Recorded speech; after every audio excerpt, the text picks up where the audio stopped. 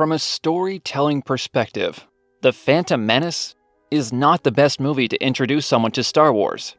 Yes, The Phantom Menace is Episode 1 of Star Wars, but although it does come before other episodes chronologically, it's made for viewers who have seen Star Wars. Not only does it drop you into a galaxy you would not understand without already having seen it before, but the movie also expects you to be interested in characters because you already know who they are. Let's compare Episode 1 to Episode 4 just on their merits as an introduction to new viewers.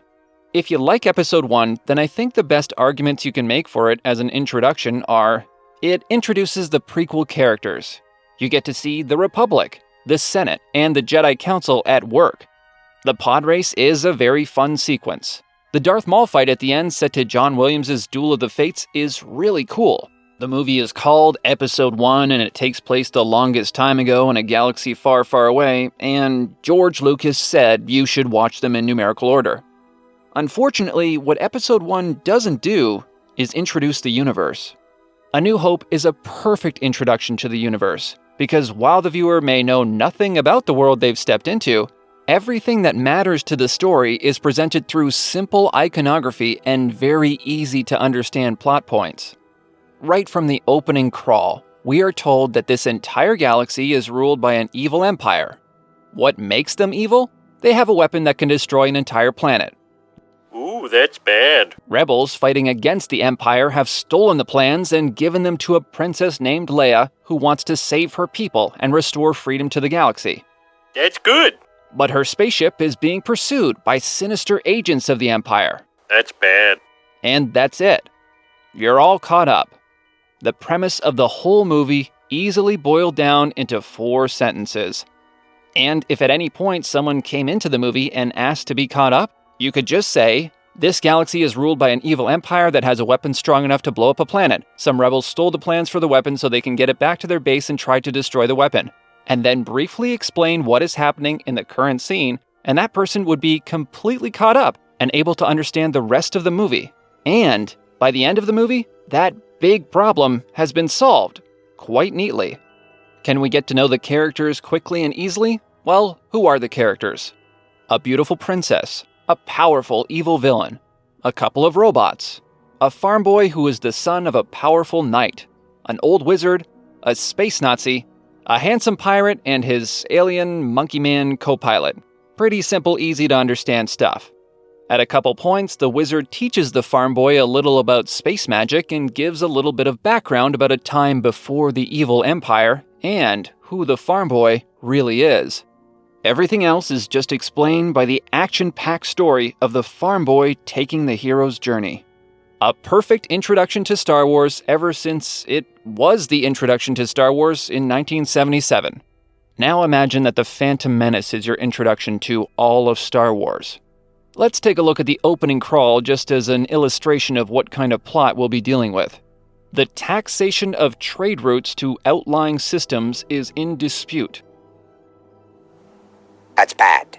Can I go now? Even for someone who has seen the entire original trilogy, that tells you nothing except that some people somewhere in the galaxy are probably working long hours to try and solve some kind of economic crisis. It's hardly as instantly understood a premise as a tyrannical government having a weapon capable of blowing up a planet. The Trade Federation aren't even described as definitively evil. They're just greedy. There's a line about Congress debating the blockade endlessly, which sounds more like griping than helpful exposition. And then we're told that 2 Jedi Knights have been dispatched by the Supreme Chancellor, in secret, with no hints as to why this should be a secret, to solve the conflict. So we're off to a great start. The real problem is that the viewer has no idea what even needs to be done to solve the conflict. Besides the fact that the average first-time viewer, particularly a child, will not have a degree in political-economic relations, they know nothing about this universe. Are Jedi Knights, whatever they are, usually dispatched by this Republic to try to resolve trade embargoes, whatever they are? This is immediately so much more complex than the original movie. And from there, it's only going to get more complex. Queen Amidala's objective when she flees Naboo is to get to Coruscant to get help against the Trade Federation. Eventually. I mean, the sense of urgency is pretty subdued for the viewer. We're never given a sense of how bad things on Naboo are during this invasion. In fact, I don't even think I remember ever seeing a single average non-Gungan citizen of Naboo outside of the parade scene at the end. And sure, if you want to parallel this to A New Hope, you could argue that we didn't get a glimpse of life on Alderaan either, but it's pretty clear how they're all handling their oppression. The only indication that people on Naboo are actually suffering as much as the Queen says they are the transmissions from that old advisor guy who may or may not be lying. It's a trick. Send no reply. Send no transmissions of any kind. For all we know, the people of Naboo are having a great time. But I guess it's for the best that the situation doesn't appear too dire, because we're going to spend the middle third of this movie on Tatooine. That's 45 minutes of Qui-Gon Jinn worrying more about a little boy whose situation, while unfavorable, sure, is pretty stable.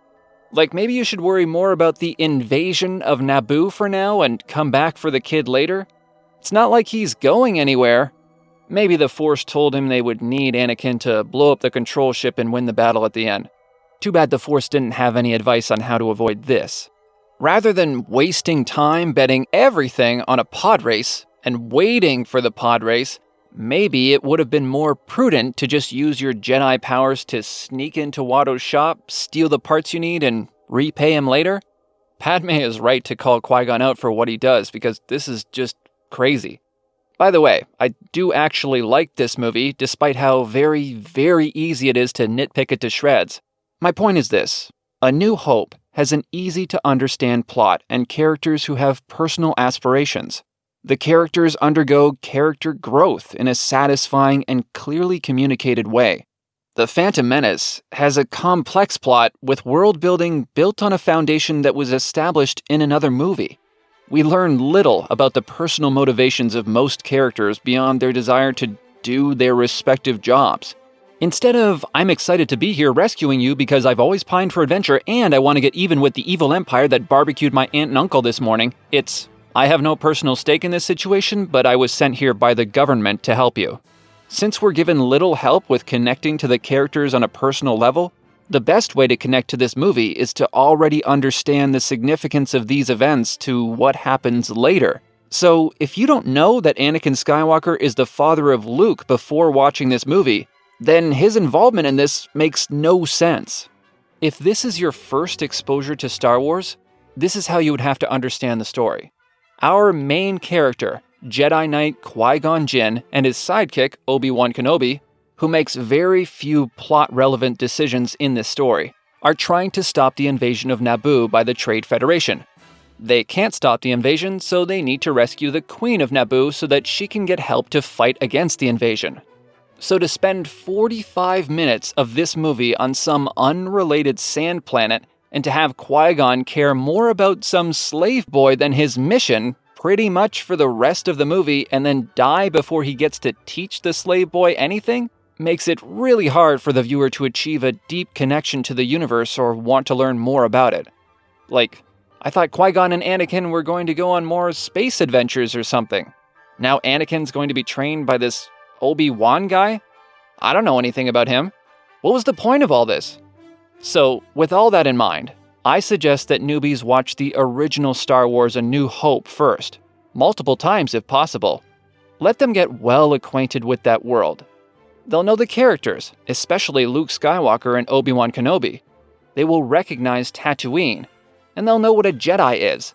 They'll also have just that little bit of information about who Luke's father was.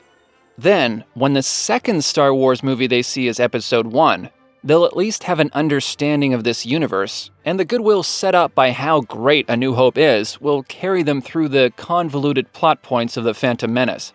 They'll be familiar with who Obi-Wan is, and it's cool to see him as a young Jedi and actually wielding a lightsaber with some energy, even if he's not the most interesting character in this. More importantly, they'll get to see little Anakin Skywalker. Even though I just said all that stuff about how he doesn't fit well into this movie's plot, we're trying to get a new viewer to believe that Anakin is every bit the hero that Obi-Wan described to Luke. every bit the hero that Luke believes he was. So besides introducing the important characters of the prequels, the main reason that Episode 1 is worth watching early on is for Anakin's part in this. And if you don't know who Anakin grows up to be besides Luke's Jedi dad, then you just see a boy who drives a floating race car, has magical powers, and wants to help everyone. Except for a few ominous words from Yoda, who would probably just seem weird, grumpy, and stuck up to the uninitiated, a young viewer would have every reason to believe that Anakin is destined to become every bit the chosen one that Qui-Gon Jinn believes him to be. The idea that he could grow up to be the greatest villain ever would seem crazy.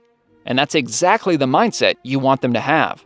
This movie also sets up Darth Sidious as the main villain of Star Wars, right off the bat. But if you're not very perceptive, like a little kid, you probably won't even notice that he is also Senator Palpatine, who is elected Chancellor as a result of the Trade Federation invasion that he is responsible for. That sets things up for a reveal near the end of this viewing order in Revenge of the Sith. That makes for a cool twist. Another big villain of the series you don't know the true identity of until almost the end. I grew up loving Episode 1. I had seen the original trilogy first, but I only had The Phantom Menace on VHS. The lightsaber battles were awesome. The pod race still gives me goosebumps. Whatever you think of that movie, they pulled off the idea of a high-octane flying chariot race perfectly. As for Jar Jar Binks, I remember him being the character everyone loved to hate, but this was a kids movie and I was 7 when it came out. I don't think I would have had anything bad to say about him if I hadn't heard it from everyone else first. I still don't find him that annoying. I think a kid can enjoy this Star Wars movie as much as any other. With that said, there's only one Star Wars movie that should be the first one any kid sees, and that's A New Hope. So start the saga with Episode 1, but only after watching Episode 4. Make sense? Good. Join me for my next video where we'll talk about where we go next in this viewing order. Thanks for watching, and always keep in mind, The ability to speak does not make you intelligent. Now get out of here.